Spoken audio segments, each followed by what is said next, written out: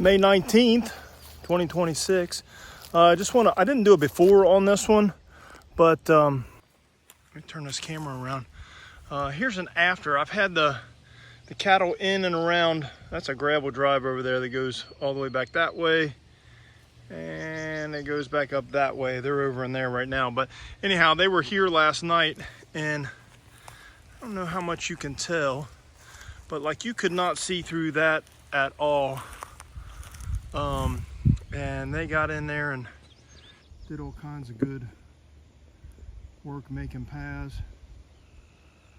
They're eating autumnala, which I did not expect, but they're eating the lower limbs and the leaves. I guess they're just looking for anything that's got a little bit of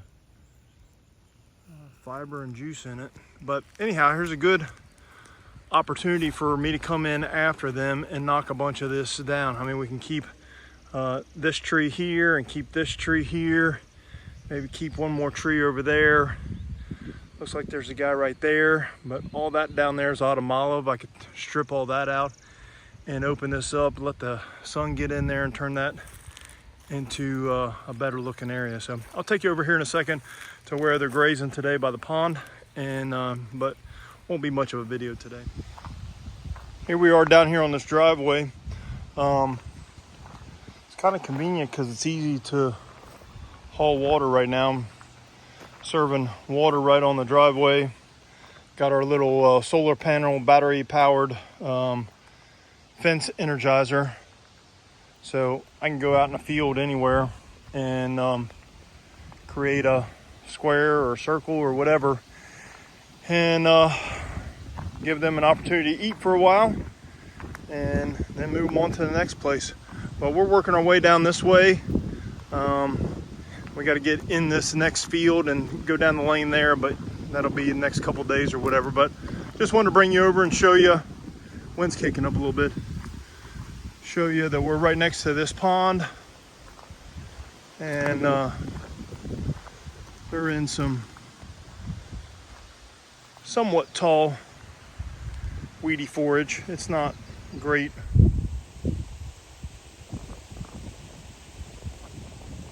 but it will be enough for today. And then we'll drop this line right here. Be able to leave the water in the same spot. They can just come up and down the road. This little strip of wire right here keeps them in this area. And tomorrow when I drop that, they'll be able to get over to the next paddock. It goes down the driveway over here and down the edge of the woods. So clear that out and we'll move on. So that's what my days look like right now. Moving wire, moving water, moving electricity, and moving cows. Love it. May 21st, 2026. Went over to Trey Knowles this morning and worked on a trailer he was putting together for me to be a watering trailer. And I just wanted to show you, got that pretty much set up and ready to run. I just need to run water through this tank multiple times. It's an old chemical tank that had something in it. I'm not sure exactly what, but just trying to make sure, get all the residue out of it. But be able to haul this thing around. It takes 275 gallons with UTV. I got a little hitch extender. The hitch hookup's way up under here, which would be too low. So this lifts it up and extends it out, which will be a much nicer setup. This trailer he found on from a friend of his has a longer extension, which is really nice. Got a kickstand there. We added a kickstand in the back so the thing can stay nice and stable out in the fields. I put a little hose bib on the end here, and we'll be able to run that hose bib or the short hose right down into this float right here. goes right down in this thing, and which will just close up as the water comes up, and we'll be able to just use one small tub and move that around to wherever the cattle are. 275 gallons. They've been doing about 60 gallons or so a day, depending on the temperature. So in theory, I could fill this thing up and get at least 3-ish days out of it.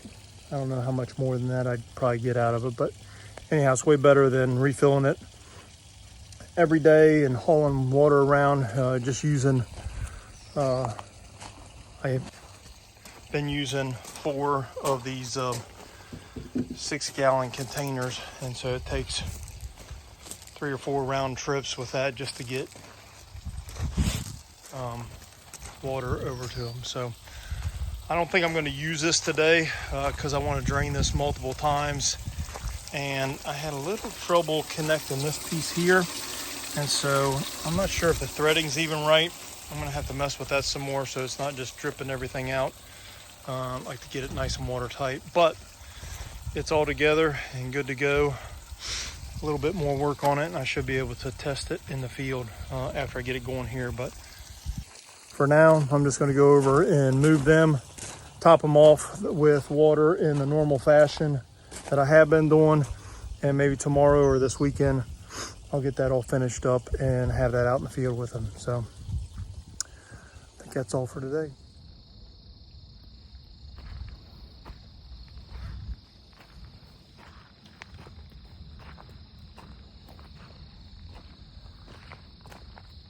Come on, girl. Woo!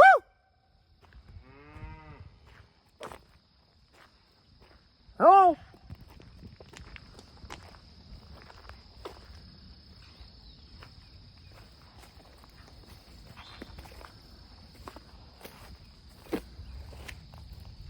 We'll let them in this gate here, and we're going to be strip grazing right down the edge of this fence line to get down to the other end so they can run them through another gate over to a different field. So I'll show you just a second. All right, we got this short, tiny little strip right here. I've got them blocked off right there and going down to there. They're down there at the gate waiting on me, and I need to move them all the way down the extent of this fence line, because on the far end of that is another gate, and down there is where we'll come out of that gate and head over to a different field completely. So this is just kind of a simple way to move them probably 1,000, 1,500 feet, something like that, in a controlled fashion over a couple days, and graze a little bit along the way as we head over to those other fields. So they are anxiously awaiting me opening this gate. So let's see if we can let them in and let them enjoy a fresh salad bar.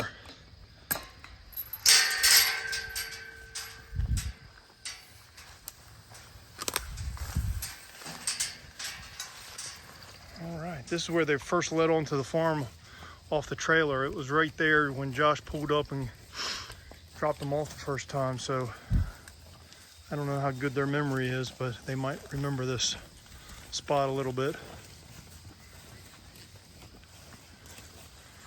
I'm gonna set up water right here.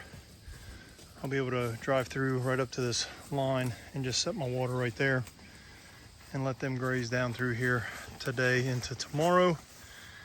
And then the next day, I'll be able to give them another strip down that way. I'll probably even just leave the water here and let them walk all the way back on a 2-day graze in the same spot. I've been leaving the water in the same spot for 2 or 3 days sometimes, depending on if I'm grazing in the same spot. So now they're in there, nice long strip. I'll set up water right over there, and all this here, I can collect all this and prepare pick this all up and I'll use that down the road. But you can see here the incredible amount of grazing. They ate this down to practically nothing in a day. They didn't even use the water on the far end because we've been getting rain, and there's a little drain right in there that runs into the pond. So I think they've just been drinking out of that, because all my water that I filled up yesterday was still pretty much full. I had to dump it all out. So yeah, there's a little tributary right here that's still got plenty of wetness in it. So they've probably just been drinking right here.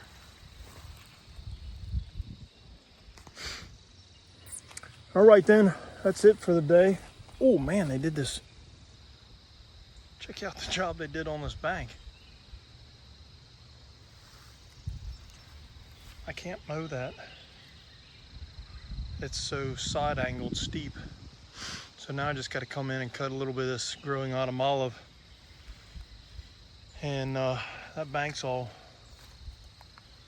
prettied up now. All right, talk to you later.